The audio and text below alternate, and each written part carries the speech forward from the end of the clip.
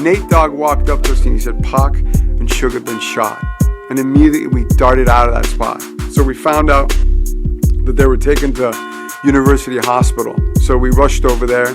Kadada Jones, Pac's fiance, and his cousin Jamala were bawling their eyes out on the payphones calling family members. So we kind of posted up in the hospital. The nurse came out in about an hour, and the first thing she walked up to Suge's mom, and the nurse said, "Ma'am, your son's fine. He was hit with a piece of shrapnel, probably glass. He got a cut. We'll stitch him up. He'll be sent up to a private room in about a couple of hours." Then she turned to us, me, Tracy, Kadada, and Jamala, and she said, "Unfortunately, Pac's situation is not as good. He was shot in his lung, and he's going into a series of reparative operations, and it'll be all night, so we won't have any sort of a progress report for you until tomorrow morning." So essentially, we sat down and settled in, and that became the first day, or first night, I should say, of 6 of the scariest nights that I've ever lived.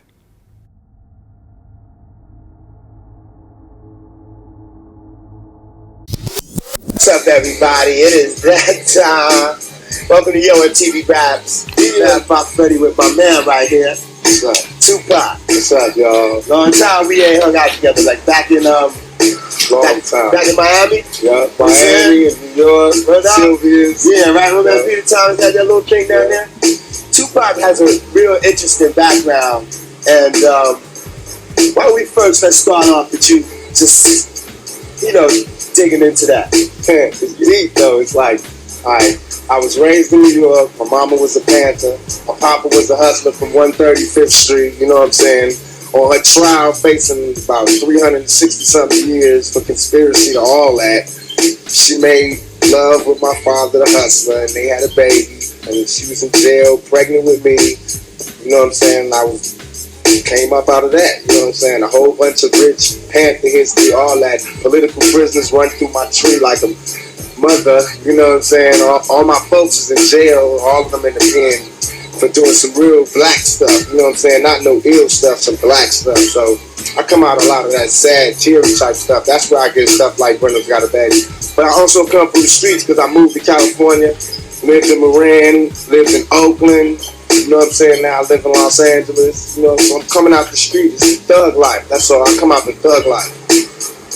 That is an amazing background. I mean, it sounds like a motion picture, but it was real. For those people that don't know about the Black Panthers were a militant black organization from the 60s that was handling their business in a major way. And it was a major thing. I mean, how has that affected you in terms of, It's made it to where, as I know, the police know who I am. The FBI, they already been all through my family, all through my house, all that.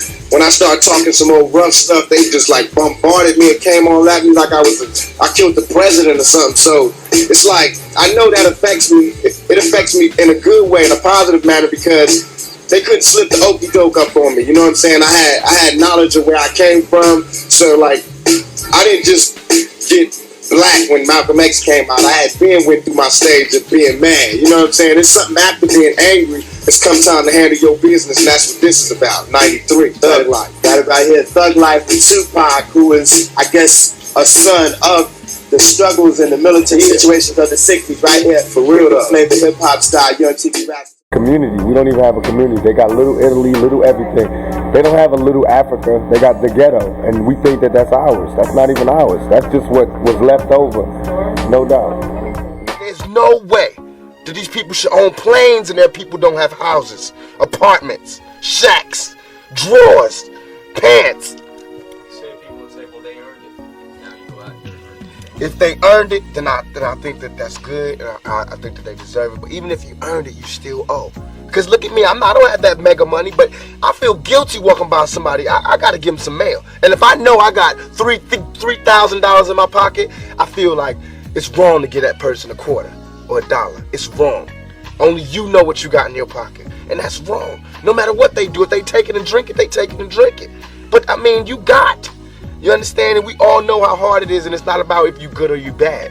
So since it's not about if you good or you bad, we know that because he don't got don't mean he was bad. Or don't mean he's a criminal, or don't mean he's crazy, or a drug addict, or none of that. It just means he don't got. And ain't it bad that you got 30? I mean, can you imagine somebody having $32 million. $32 million. And this person has nothing. And you can sleep. You can still go to the movies about, and then these are the type of people that get humanitarian awards. Millionaires. How can they be humanitarians? By the fact that they millionaires and there's so many poor people shows how unhumane they are. You know what I'm saying? And that bugs me. Not saying that when I'm never going to be rich, and you know what I'm saying? But I'm saying it's a struggle, and I think everybody deserves it. And I think there's a way to pay these people. I think there is a way. It just takes to be revolutionary. And it takes to do something out of the ordinary. You know what I'm saying? Like, I think that if we just said, okay, I got an idea. No more porno buildings. You know what I'm saying? Let's build houses. Or no more polo games. Let's build houses for poor people. You know what I'm saying? Or, look, okay, I know you're rich. I know you got $40 billion. But can you just keep it to one house? You only need one house. And if you only got 2 kids, can you just keep it to 2 rooms? Why have 52 rooms and you know there's somebody with no room? It just don't make sense to me. It don't. And then these people celebrate Christmas. They got big trees, huge trees, all the little trimmings. Everybody got gifts, and then somebody's starving. And they're having a white Christmas. They're having a great Christmas, eggnog and the whole nine. That's not fair to me.